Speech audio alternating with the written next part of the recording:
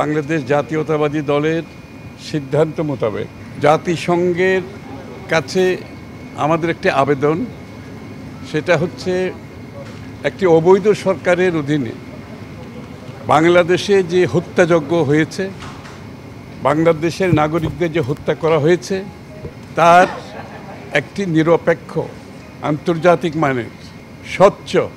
তদন্তের মাধ্যমে সম্পূর্ণ যে ঘটনাগুলো ঘটেছে এটার উদ্ঘাটন করার জন্য আমরা জাতিসংঘকে অনুরোধ করেছি এবং বাংলাদেশের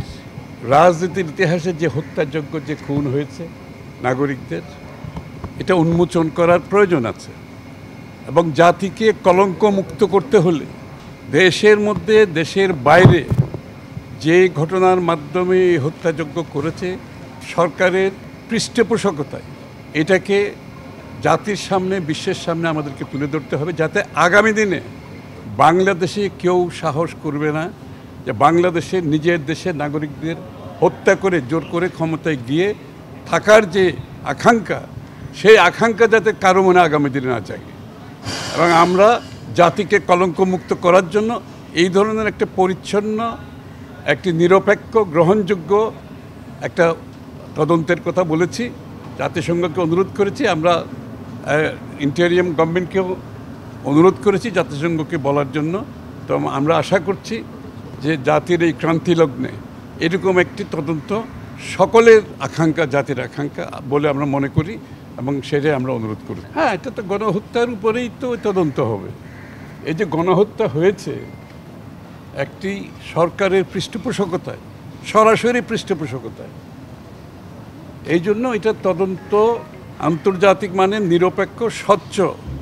একটি তদন্তের প্রয়োজন আছে। এটার অর্থ এই নয় যে দেশের মধ্যে যে আইনি ব্যবস্থা সেটা তো এটার সাথে কোনো সাংঘর্ষিক কিছু নাই, কারণ আমাদের আইন বিভাগ বলে তো আগে আইন বলে তো কিছু ছিল না দেশে, কিন্তু সেটা এখন আমরা ফিরে পাচ্ছি, ক্রমান্বয়ে ফিরে পাচ্ছি। তো দেশের অভ্যন্তরে যেটা হবে সেটা তো অন্য বিষয়, কিন্তু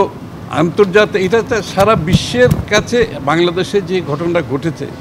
এটা সারা বিশ্বের কাছে ঘৃণিত হয়েছে এবং সারা বিশ্বে এটার প্রতিবাদ করেছে। সুতরাং আমরা মনে করি এই জন্য আন্তর্জাতিক মানের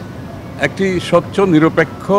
তদন্তের মাধ্যমে জাতিকে কলঙ্কমুক্ত করতে হবে এবং এই তদন্তের মাধ্যমে আমরা যদি সেটা তুলে ধরতে না পারি তাহলে বাংলাদেশের ভবিষ্যতে আগামী দিনেও এরকম স্বৈরাচার, এরকম ফ্যাসিস্ট সরকার আসবে এবং বাংলাদেশের জনগণকে গুম, খুন, হত্যা করে ক্ষমতায় থাকার চেষ্টা করবে, যেটা চিরতরে আমরা এটার অবসান চাই।